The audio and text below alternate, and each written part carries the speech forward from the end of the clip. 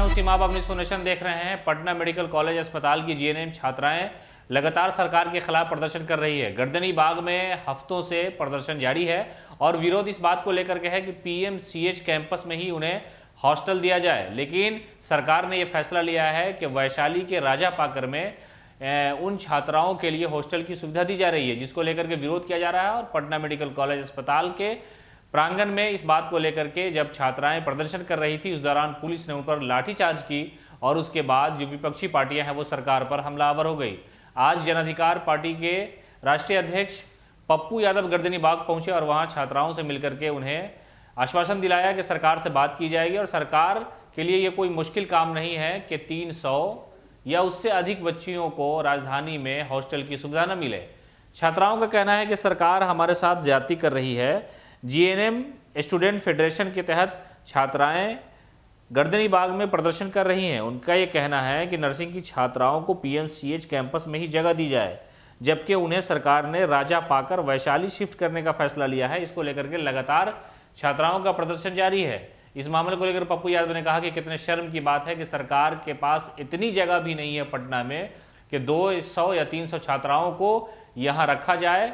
आखिरकार वैशाली जाना और फिर वैशाली से पीएमसीएच आना कितना मुश्किल काम हो सकता है। सरकार को इस पर गौर करना चाहिए। बेटी बचाओ बेटी पढ़ाओ की बात करने वाले या मुख्यमंत्री नीतीश कुमार ने हमेशा कहा है कि महिलाओं का सम्मान, उनके लिए जो ज़रूरी सहूलतें हैं, जो सुविधाएं हैं, वो सरकार प्रदान करती है।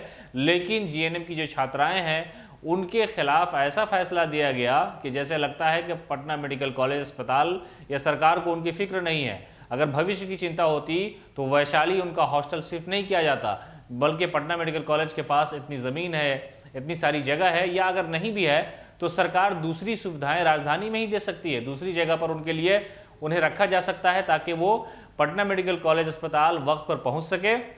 इसलिए कि जिन बच्चियों पर जिम्मेदारी है और हेल्थ का जो सिस्टम है वो लगातार बिगड़ रहा है। तो कुल मिलाकर के राजेश रंजन और पप्पू यादव गर्दनी बाग पहुंचे थे, उन छात्राओं से मुलाकात की और कहा कि सरकार के लिए शर्म की बात है कि इन बच्चियों को रहने की सुविधा सरकार राजधानी में नहीं दे पा रही है, जबकि कई ऐसी जगह है, कई ऐसे मकान, कई ऐसी बिल्डिंगें हैं, सरकारी भवन है जहां पर इन बच्चियों को ठहराया जा सकता है। लेकिन सरकार ने एक ऐसा तुगलकी फरमान जारी किया कि इन बच्चियों को पीएमसीएच के बजाय वैशाली भेजने का निर्णय ले लिया, जिसको लेकर के छात्राएं लगातार प्रदर्शन कर रही है।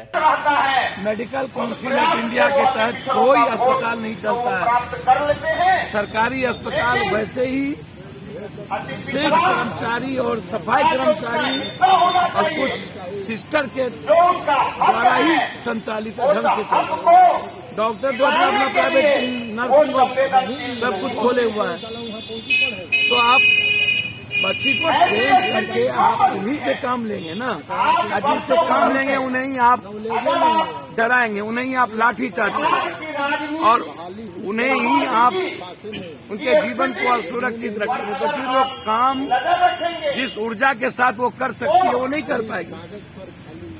तो मेरा डिमांड है कि जो हमारी बेटियां अपनी डिमांड रखा है उस पर पुनर्विचार करना चाहिए। स्वास्थ्य मंत्री जी से मैंने हाथ जोड़ के आग्रह किया है। पुनः विनती करूंगा कि अल्टरनेट व्यवस्था, वैकल्पिक व्यवस्था को सरकार को विकल्प के तौर पे सरकार ये कह रही है कि ये बेटियां जाके हॉस्टल ढूंढ के लाए। नहीं, ऐसा कुछ नहीं कहा। नहीं, ये कह रही है लड़कियां। नहीं। भैया मैं एक बात बोलूं, स्वास्थ्य मंत्री से ये लोग मिले भैया स्वास्थ्य मंत्री से मैं इन लोगों के मिलने के बाद बात किया, मैंने आग्रह किया रोकिएगा बबूल खाइएगा खजूर। इस गवर्नमेंट को पदाधिकारी चलाते हैं। गवर्नमेंट स्पीकर असुरक्षित, सीएम असुरक्षित, विधानसभा में विधायक असुरक्षित। कौन सुरक्षित है इस बिहार में? घर में बच्ची असुरक्षित, बाहर बच्ची असुरक्षित। जयसवाल कहता है हमारी नहीं सुनता। तो हालात अच्छे नहीं हैं।